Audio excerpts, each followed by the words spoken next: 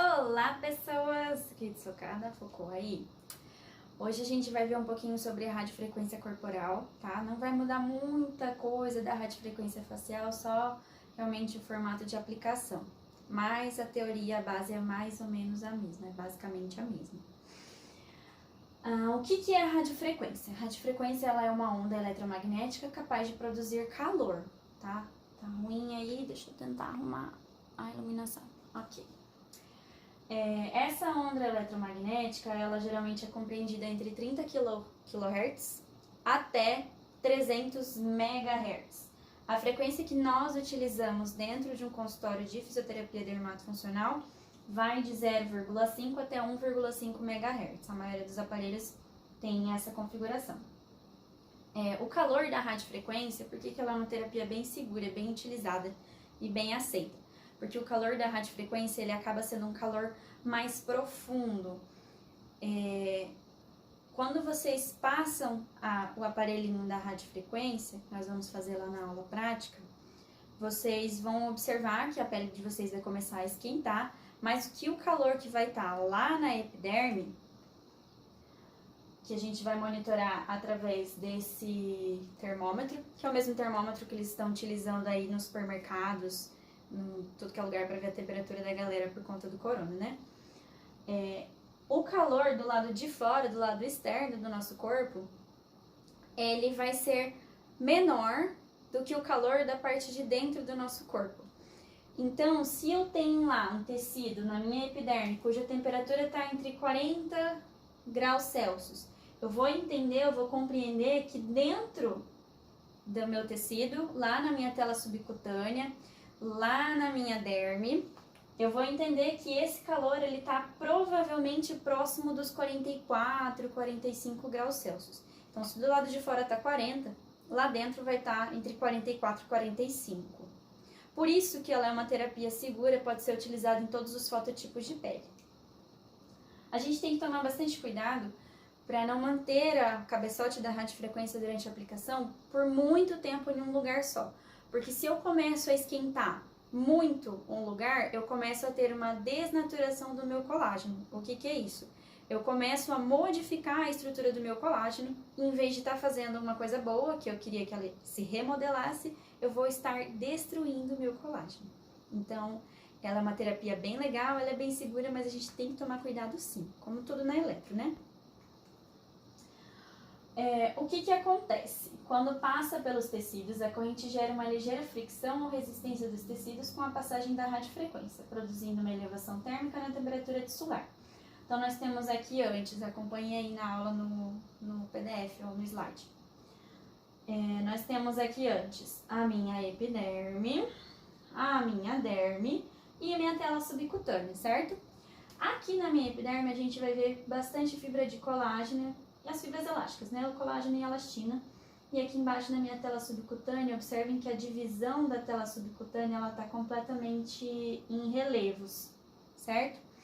Quando eu faço a aplicação do calor nessa região, eu vou ter um remodelamento desse colágeno e um remodelamento desse tecido adiposo aqui embaixo. Então, pós a aplicação da radiofrequência, observem que está mais linear essa divisão da tela subcutânea com a minha derme. Então, esse é o efeito da radiofrequência. Ele vai remodelar tanto as fibras de colágeno e elastina, como também, lembram lá do vidinho que a gente viu do ultrassom? O que acontece quando o meu tecido adiposo começa a esquentar? Que ele começa a vazar, a ir para fora, meu triglicerídeo começa a sair mais do meu adipócito, começa a ir para o meu meio externo? É mais ou menos a mesma coisa. O efeito do calor, o efeito térmico, tanto da radiofrequência quanto do ultrassom no adipócito é o mesmo. Então, nós temos a geração de calor por duas formas. O primeiro deles é o movimento iônico, que é o atrito iônico, ele gera uma alternância da polaridade dos tecidos e fluidos, gerando calor.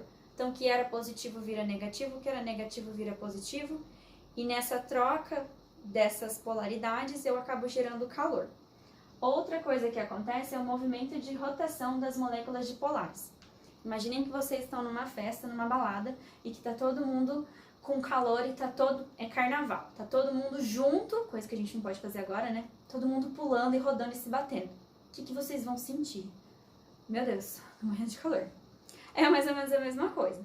Então, quanto mais você pula, mais você se agita, mais calor você produz. Classificação da radiofrequência por tipo de radiação. Nós temos 2 tipos de radiação, as ablativas e as não ablativas. O que a gente tem que entender aqui? Que a ablativa é muito mais invasiva, então ela causa uma lesão na minha epiderme e na minha derme. Por isso nós não utilizamos, apenas os médicos utilizam. E as não ablativas, que eu não causo uma lesão, ela é mais segura, ela é menos invasiva e que esteticistas e fisioterapeutas podem utilizar, porque ele não causa lesão. Quanto à classificação em relação aos eletrodos, então nós temos 3 tipos de eletrodos. O primeiro deles é o monopolar, então é quando eu tenho apenas um pontinho de contato. Geralmente ele concentra toda a energia nesse ponto de contato e a energia diminui com a corrente fluindo em direção ao eletrodo de aterramento. Então a gente vai colocar lá, vamos supor, vamos utilizar na região de abdômen. Vou colocar o aterramento, o eletrodo lá nas costas, na lombar da minha paciente, e aí eu vou começar a fazer a utilização da radiofrequência. Até essa radiação chegar no meu eletrodo de irradiamento, eu vou perdendo energia, ok? Os bipolares. A corrente elétrica, em vez dela passar por um corpo inteiro, né, dianteiro e posterior, a corrente ela vai se alternar entre essas duas anteninhas, essas 2 cabecinhas. Com isso, eu vou acabar realizando um aquecimento maior dessa região. Então, voltamos. A memória do meu celular acabou, tive que apagar coisa. Tripolar. É uma radiofrequência que ela combina a monopolar e a bipolar e ela produz uma energia de calor mais homogênea e mais profunda. O fluxo da corrente circula entre os 3 polos e a intensidade da corrente transmite uma densidade de alta potência sobre a área a ser tratada. Então, geralmente, esse cabeçote tripolar, ele é utilizado mais para áreas grandes, como abdômen, glúteos, flancos. Então, a gente não vê a tripolar sendo utilizada em face, só corporal.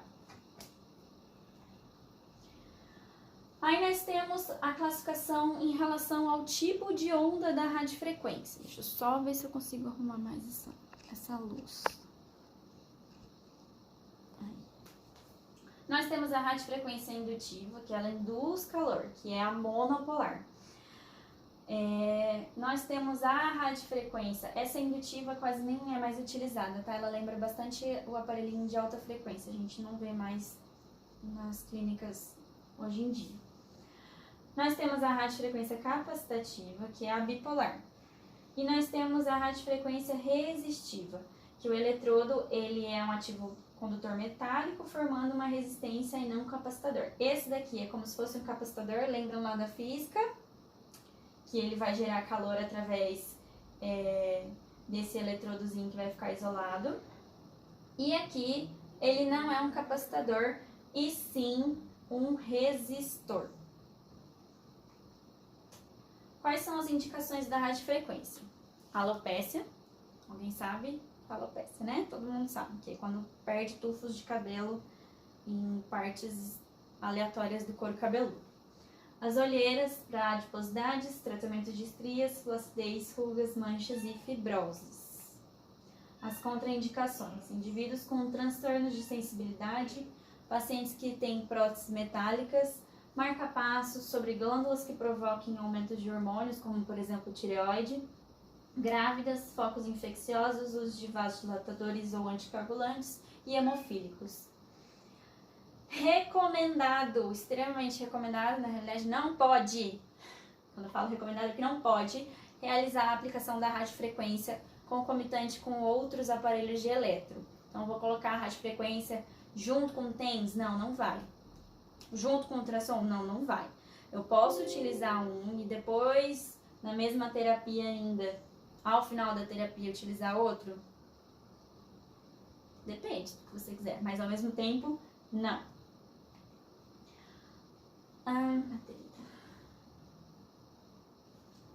Então, nós temos efeitos sistêmicos da radiofrequência. Na derme, vai acontecer uma desnaturação do colágeno. Então, vou ter uma contração dessas fibras de colágeno, eles vão começar a se remodelar. Eu tenho uma ativação dos fibroblastos. Eu tenho uma nova produção de colágeno. Eu tenho uma reorganização dessas fibras. Então, lembra daqueles septos fibrosos que tem lá no nosso aspecto de casca de laranja? Então, eles vão contrair um pouco mais, fazendo assim um remodelamento do tecido. E eu tenho também a lipólise, auxilio no processo de lipólise. O efeito Joule vai causar uma vasodilatação periférica local, uma melhora da oxigenação e acidez dos tecidos, um aumento da drenagem venosa, um aumento da reabsorção de catabólicos, a diminuição, levando assim a diminuição de edemas na áreas com processos inflamatórios e a estimulação do sistema imunológico e diminuição de radicais livres. A gente tem que tomar muito cuidado em relação ao que utilizar junto com a radiofrequência. Então pensem lá, se eu fiz eu mexi tudo com a minha estrutura de colágeno e elastina. Eu vou fazer uma massagem modeladora após realizar uma radiofrequência? Não, eu tenho que tomar um pouco de cuidado em relação a isso. Porque se eu remodelei o meu colágeno e elastina, eu vou colocar mais vigor ainda para remodelar, eu posso romper fibras colágenas, eu posso romper fibras de elastina se eu fizer uma massagem com mais vigor após a radiofrequência. Então, geralmente a gente combina a radiofrequência com outros tipos de terapia, ou termoterapia, ou a drenagem linfática, que faz mais sentido, porque eu estou fazendo ali uma estimulação, um aumento da reabsorção de catabólitos. Então, eu preciso que todos esses catabólitos vão para algum lugar. E quem que faz essa drenagem? O nosso sistema linfático. Então, se a gente realizar uma drenagem linfática após a radiofrequência, bem melhor. Beleza, gente? É isso. Espero que vocês tenham gostado.